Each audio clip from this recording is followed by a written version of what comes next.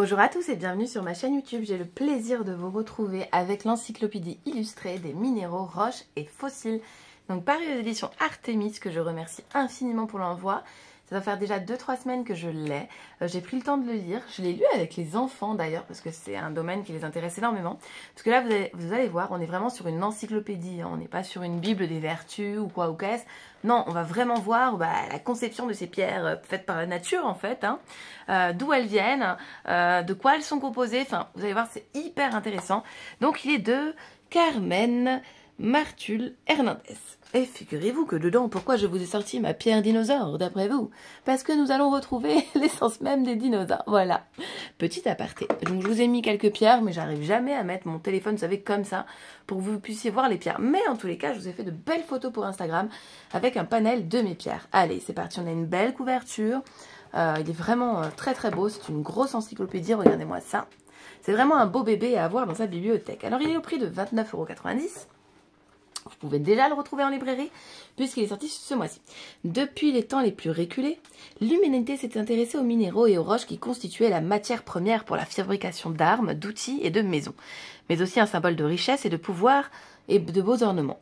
L'or ou les diamants, en raison de leur rareté dans la nature, ont toujours été convoités au point d'être à l'origine de guerres et de conquêtes. Mais du point de vue du géologue, ils ne sont pas plus beaux que d'autres, en apparence plus humbles. Et oui, ce manuel est un répertoire visuel ou scientifique complet des minéraux, des roches, des pierres précieuses et autres fossiles. Ces roches uniques qui nous renseignent sur l'histoire de la planète, l'étude de toutes les propriétés et caractéristiques du monde inorganique, nous apprend à regarder les environnements sous un autre angle, un angle différent, et à apprécier que chaque édifice ou objet qui nous entoure est un petit trésor qui vient des profondeurs de la Terre. Et effectivement, chaque petite pierre, elle a été conçue voilà, par ce que l'on a envie d'y croire, évidemment, mais c'est vraiment impressionnant quand on voit des améthystes, enfin des roches, voilà, améthystes, c'est magnifique. Donc évidemment, celle-ci a été taillée, hein, elle n'est pas née comme ça, mais c'est vraiment des roches magnifiques. Enfin, je veux dire, il y a vraiment plein de roches, et comme ils disent, l'or, c'est pas forcément le plus beau. En tout cas, moi, je trouve que l'or n'est pas forcément le plus beau. Je préfère une améthyste, une célestine qui va beaucoup plus me faire vibrer, voilà, que d'autres. Et de savoir là maintenant la conception, l'origine, je trouve que ça rend la pierre encore plus intéressante. Donc le livre, il se termine par une étude des fossiles, des traces d'organismes qui étaient vivants il y a des milliers d'années et qui ont été pétrifiés par un caprice de la nature, comme celui-ci. Hein. Ici, on voit comme des fougères. Et moi, j'ai une pierre, elle est peut-être dans ma chambre. Attendez, je regarde si elle est à côté de moi. Tac, tac, tac. J'ai une flamme avec des dendrites, justement, comme ça. Ah non, elle est là. Parce qu'il y a pas longtemps, j'ai rangé toutes mes pierres. Et quand je les range, en fait, je les switch de place. Hop, regardez-moi ça. Comme c'est canon. On dirait des fougères, en fait, se fossilisent avec la plante. Voilà, c'est juste sublime. Et là, vous retrouvez un petit peu la même chose. C'est exceptionnel, hein, comme pierre. Et en plus, l'autre côté, regardez-moi ça, il a été poli. Donc, je trouve ça exceptionnel comme ça. Quand vous avez envie d'une face lisse, hop, vous la mettez comme ça. Et sinon, hop, hop, hop. Voilà. Allez, c'est parti. On va pas s'éterniser sur mes pierres à moi, quand même. Non, mais... Allez, on ouvre. Déjà, je trouve qu'on tombe sur une très, très belle illustration juste ici. De rouge vêtu, sûrement du grenat. Et ensuite l'encyclopédie, voilà, des minéraux, des roches et des fossiles. Donc j'aime beaucoup qu'on ne soit pas juste sur des pierres, mais également, voilà, sur également des fossiles en fait. Hein, ce qui rend le livre beaucoup plus intéressant et beaucoup plus attrayant pour beaucoup plus de monde. Notamment les messieurs qui adorent souvent les fossiles. Et moi, mon fils, quand il a ouvert le livre, quand je l'ai reçu, et qu'il a vu que ça parlait des dinosaures, je vous dis pas. Allez, le sommaire. Donc au début du livre, on va voir le minéraux, les éléments natifs. Donc l'or et le diamant, évidemment. Sulfure et sulfurel, hein, la pyrite, comme celle-ci que je vous ai mis juste ici. Est-ce que je vais l'attraper sans, sans casser une énième de mes pierres? Là, voilà, regardez-moi ça, comme c'est beau la pyrite. Moi, j'aime beaucoup la pyrite. Alors, l'halogénure, halite ou le sel gemme. Donc ça, attention, ce sont des pierres qui fondent hein, quand il y a de l'humidité. Oxyde et hydrocoxyde, carbonate et nitrate, hein, borate, sulfate et molybrate et tungstate. Et ensuite, on continue, vous allez voir, de composants et de composantes jusqu'à arriver à la fin au fossile et après à l'index qui vous permettra d'aller plus rapidement au niveau de vos pierres. Voilà, donc ici vous allez retrouver l'introduction. Donc on dit, quand on pense au trésor naturel de la planète, des images d'animaux et de plantes nous viennent immédiatement à l'esprit. Mais il existe d'autres éléments, peut-être moins évidents, mais tout aussi importants que les susmentionnés. Il s'agit de minéraux et de roches. D'ailleurs, il n'y a pas longtemps, j'ai assisté à une belle conférence où le chaman en question nous expliquait et nous rappelait que voilà, les minéraux, ce sont des êtres vivants. Hein. C'est pas parce que ils ne parlent pas ou qu'ils ne peuvent pas s'exprimer comme nous, être humains ou les animaux, la pierre, même si elle dit rien, voilà, il faut la respecter également. Voilà, et là on vous dit, voilà, depuis le début de l'histoire de l'humanité, l'homme s'y est intéressé, aussi bien pour ce que procurer des métaux pour ses outils et ses armes, que pour disposer des matériaux de construction résistants, sans oublier leurs utilisations comme parure ou symbole de pouvoir et de richesse pour ce qui est des pierres précieuses. Et ainsi de suite. L'introduction, vous la découvrez dans votre livre. Bon, voilà, moi vous savez, je suis une passionnée de minéraux depuis toute petite, j'aime ça.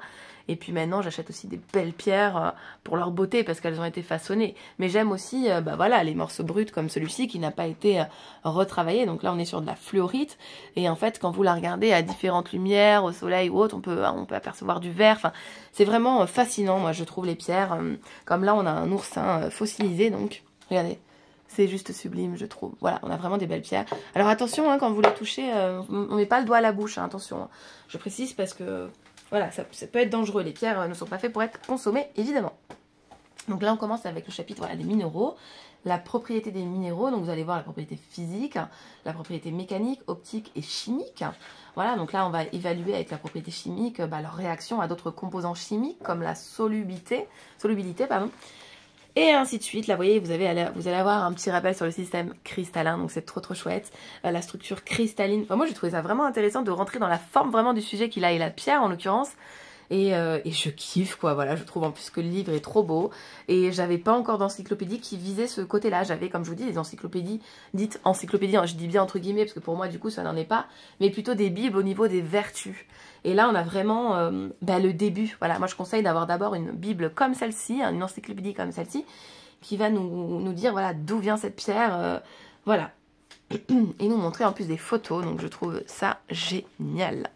Ensuite, ici, vous allez avoir l'échelle de Von Cobell. Donc ici, on vous explique tout. Vous voyez, la fusibilité donc, correspond à la capacité du minéral à fondre et est calculée par la comparaison avec les critères de l'échelle de Von Cobell. Donc là, vous voyez, on voit au niveau des degrés et au niveau des pierres. Donc par exemple, le quartz infusible. Bronzite, 1400 degrés, vous voyez, Celsius. Et ainsi de suite. L'utilité donc des minéraux, donc en plus de leur valeur scientifique, les minéraux occupent une place de grande importance dans différents types d'industries. Ils constituent les principales sources de métaux, donc aluminium, cuivre, fer. Ils sont utilisés dans l'agriculture comme engrais, nitrates et phosphates, dans l'alimentation, halite ou sel gemme, effectivement, le sel on le consomme, l'halite également, dans la construction gypse, dans la fabrication de verre, certains quartz et siliciates, et dans le secteur de la bijouterie, pierres précieuses et semi-précieuses, ça évidemment on les connaît également. Voilà. Voilà, donc la classification des minéraux, donc ensuite là vous allez avoir la classification, et ainsi de suite dans votre livre, en fait vous allez cheminer à travers les minéraux.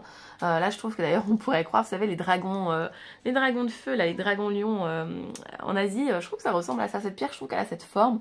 Là pareil on pourrait voir une grenouille qui crache du feu, enfin je trouve en plus qu'on leur a trouvé des formes avec les enfants. Ça c'est du soufre, alors moi j'en ai de cette composition, attention c'est très fragile, moi mon morceau de soufre d'ailleurs était arrivé cassé en fait, là on voit le soufre. C'est ma guirlande, ouf. C'est ma guirlande, ouf. Voilà, donc minéraux, roches et fossiles. Donc vous voyez, en plus, il nous met des petits exemples de bijoux. Donc j'aime beaucoup comment la pierre a été travaillée. Ici, on a des doubles pointes, donc qui vont envoyer de l'énergie. En plus, ceux-là, on a l'impression qu'elles sont naturelles. Souvent, elles sont taillées, mais voilà, la double pointe, elle va envoyer d'une part et d'autre. Évidemment, comme une double baguette magique en spiritualité, on va envoyer de l'énergie dans les deux sens. Voilà, qui peut vous aider, par exemple, lors de soins énergétiques. Donc là, on a l'or. Alors moi, j'avoue que l'or, c'est pas une pierre qui m'appelle. Voilà, c'est pas une pierre avec qui j'ai de l'affinité, et pourtant je pourrais en réalité que porter celle-ci sur ma peau parce que je suis d'une grande allergie.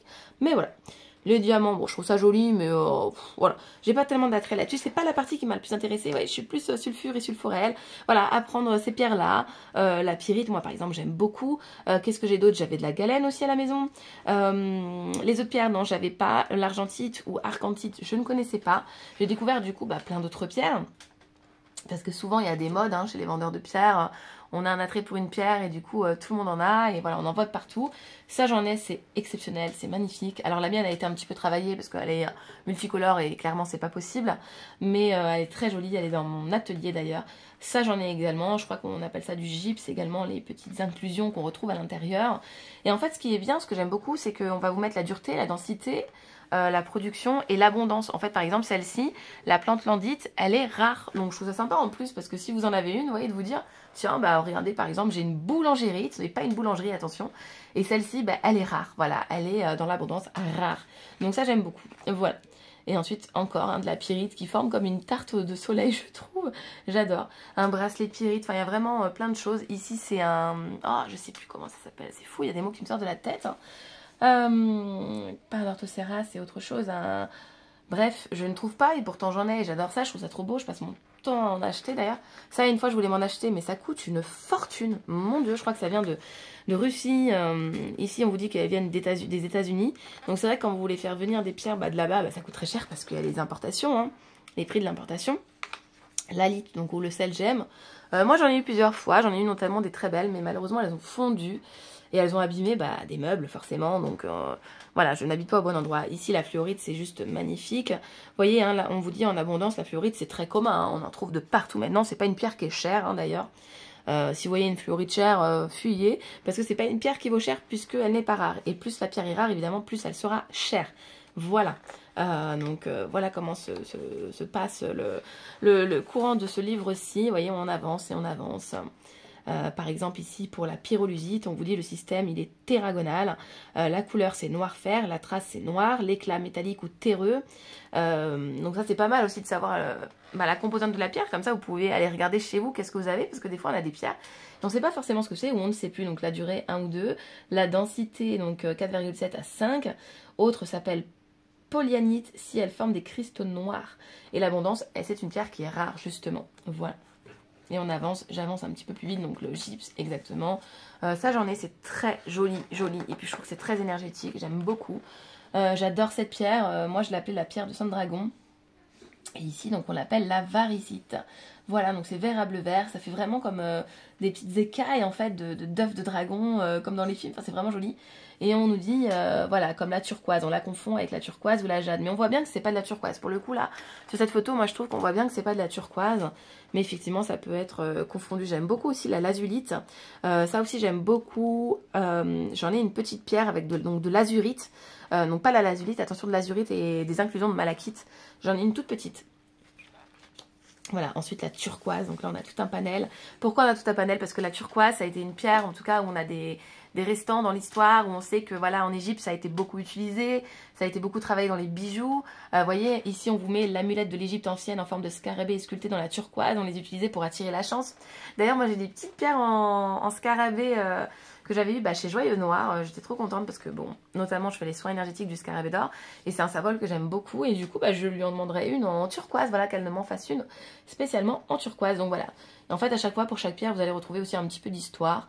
Retracer, voilà, d'où vient cette pierre. En quoi était-elle utilisée. Par exemple, voilà, chez les Turcs, hein, c'était le talisman du cavalier et de porte-bonheur, voilà. En Iran également, les Arabes l'appelaient la pierre porte-bonheur. Voilà, en Amérique, les Incas et les Aztèques l'utiliser pour fabriquer des masques et des couteaux de cérémonie, et ainsi de suite, vous allez découvrir. Donc je trouve que c'est hyper intéressant de savoir que potentiellement vous avez peut-être une pierre chez vous qui est utilisée pour telle et telle chose, voilà.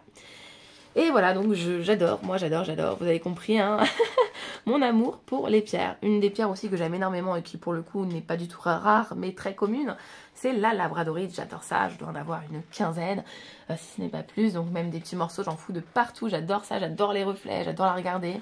Et d'ailleurs à la fin du livre, vous verrez, on a une partie pour justement apprendre pourquoi les reflets, pourquoi ils bougent, enfin c'est vraiment très intéressant. Ici on a différents quartz, donc du quartz, hein, il y en a de toutes les sortes, hein. Voilà, donc la cornaline, c'est une très belle pierre aussi. Donc le quartz hématoïde, donc celui-ci il est très rouge, hein, opaque. Parce qu'on peut avoir aussi du quartz hématoïde plutôt jaune, orangé, plus commun. Plutôt de cette couleur-là, vous voyez, comme la citrine, voilà. Bon, cette citrine, j'aime pas du tout cette couleur-là. Moi, j'aime bien la citrine quand elle est plus transparente. Pareil, la citrine, bon, faut faire attention quand vous l'achetez parce que c'est une pierre qui est souvent fausse, voilà. Et ainsi de suite, voilà, vous allez voir chaque pierre, ici les pierres silicates et inosilicates, voilà, et ainsi de suite. Donc là, ici, tout un parcours sur la jadéite, c'est une très belle pierre aussi, c'est une pierre très très pure. Vous voyez, beaucoup utilisée aussi en Asie, donc comme je vous parlais de ça tout à l'heure, les dragons lions chinois, asiatiques en tout cas, je ne sais pas si c'est chinois exactement, je ne sais plus. L'émeraude et l'aigle marine, j'aime beaucoup aussi l'émeraude, moi l'aigle marine aussi, c'est une pierre hein, qui est souvent utilisée dans les bijoux de pierres précieuses, hein, qui est très, très joliment taillée, on peut la faster. La tourmaline, pareil, j'aime beaucoup, donc c'est une pierre qui est rocheuse, donc attention pareil, vous la mettez. Attention aussi aux mains des enfants, parce que bon, ça reste de la roche, donc on y fait attention. Voilà, silicate sur silicate. Et là, pareil, vous voyez tout un autre panel de pierres. Et on avance. Ici, minéraux organiques. Il y a une page aussi que j'ai énormément aimée. Donc, ça va être par là. Donc là, ici, on voit les roches. Les minéraux et les roches. On voit voilà, où elles étaient déposées. Comment elles ont été tripées. Comment elles ont été trouvées aussi également. Hein. Roches magmatiques ou ignées. Donc, par exemple, l'obsidienne. La granite, la rhyolite, la tuffe volcanique. C'est très joli. Hein, on dirait une petite mine d'abeilles. Magmatique, plutonique ou intrusive. Et on avance. Je voulais vous montrer quelque chose. Regardez-moi ça, comme c'est beau. Roche sédimentaire. Vous voyez, voilà, ce livre est super. Et je voulais vous montrer, voilà, il y a un endroit qui a été construit justement, voilà. Donc le Taj Mahal, il a été construit de marbre en fait. Hein. C'est un grand monument, voilà, funéraire en marbre, érigé en 1631 et 1654. Donc je ne sais pas si vous le saviez. Moi par exemple, je ne le savais pas, donc ça permet aussi de savoir plein de choses. Et ça peut nous permettre aussi de comprendre pourquoi le marbre est autant utilisé dans certains pays, voilà, dans certaines cultures. Voilà, regardez-moi ça comme c'est beau là. En haut du marbre, en bas de la fameuse cathédrale de marbre en Patagonie chilienne, est une formation naturelle composée d'une série de cavernes creusées par les eaux du lac General Carrera dans les marbres de Paléozoïque qui constituent le socle géologique de la région. On estime que ce monument naturel abrite plus de 500 millions de tonnes de marbre. Vous voyez comme c'est magnifique, franchement. Ça donne envie d'aller se foutre en dessus pour ceux qui n'ont pas peur, parce que moi j'avoue que j'ai peur, j'ai envie, mais j'ai peur. Voilà, et ensuite on va arriver, voilà, donc des pierres précieuses et ornementales. Et après ça, donc là voilà, comme je vous disais tout à l'heure, on a les propriétés optiques et particulières, donc pour chaque pierre. En tout cas, les pierres où on va avoir une particularité optique, par exemple comme la labradorite, comme l'opale qui a un jeu de couleurs infini, et ainsi de suite sur les autres pierres. Donc là, les bijoux. Et là, venons aux fossiles. Voilà. Regardez-moi ça, comme c'est beau et intéressant. Donc ça, c'est la partie qui a le plus intéressé mes enfants, évidemment. Et moi-même, j'aime beaucoup voir l'évolution hein, de ces fossiles et comment ils se sont fossilisés, d'ailleurs, justement. Je trouve que c'est très intéressant. D'ailleurs, c'est des pierres qui se vendent hein, de plus en plus, hein, les pierres fossilisées. C'est très demandé. J'en ai aussi, hein, ça c'est... mais comment on appelle ça? Voilà, l'ammonite. C'est le mot que je cherchais tout à l'heure. Voilà, de l'ammonite. Et ben j'en ai. J'aime beaucoup les ammonites. J'aime beaucoup, déjà j'aime beaucoup la forme, hein. C'est une forme qui est protectrice, qui est entourante, même pour vos méditations, vous pouvez poser une pierre d'ammonite voilà, en face de vous pour vous aider à méditer, parce que c'est une pierre qui va venir en fait, vous entourer de par sa forme. Bon là évidemment, hein, les dinosaures, voilà. Et fossiles et plantes, donc comme je vous montrais, hein, la pierre de dendrite où les plantes se sont fossilisées à l'intérieur, se sont imprégnées et ça rend quelque chose de magnifique, ça rend une pierre magnifique. Et ainsi de suite. Et donc après on tombe sur l'index. Donc si vous avez une pierre en particulier que vous voulez retrouver, par exemple le fer, et bien vous allez dans les F, le fer, donc page 16 et 19, vous voyez. On vous en parle là-bas. Un autre au hasard, allez hop, la déviline, donc vous allez la retrouver en page 48 et 51. Donc je trouve ça très sympa qu'ils aient fait en plus un index pour retrouver voilà, l'abécédaire de vos pierres que vous trouvez dans votre encyclopédie. Et bien écoutez, moi je suis trop contente, en tout cas de l'avoir découvert et de l'avoir à la maison. Mes enfants également, donc ça c'est trop cool quand je peux partager un choix de livre avec les enfants aussi.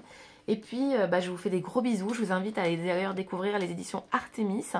Ils ont sorti notamment 2 livres sur la spiritualité récemment, le guide de l'initiation astrologique, d'ailleurs vous êtes 2 à m'en avoir parlé, dont Morgane si tu passes par là, je te fais de gros bisous. Et un autre sur la grimoire de la sorcière guérisseuse, c'est Ingrid qui m'en a parlé. Et voilà, peut-être que je le recevrai, en tout cas j'espère, c'est un colis qui devait me parvenir mais que je n'ai pas reçu. Donc peut-être dans les prochains épisodes, dans les prochaines reviews, je vous en parlerai, en tout cas je l'espère. Je vous fais de gros bisous. Et encore excusez-moi pour cette voix qui n'est toujours pas revenue. Je vous fais de gros bisous et je vous remercie pour vos commentaires et vos likes et puis pour votre présence tout simplement. Et je vous fais des gros bisous. Et merci encore aux éditions Artémis.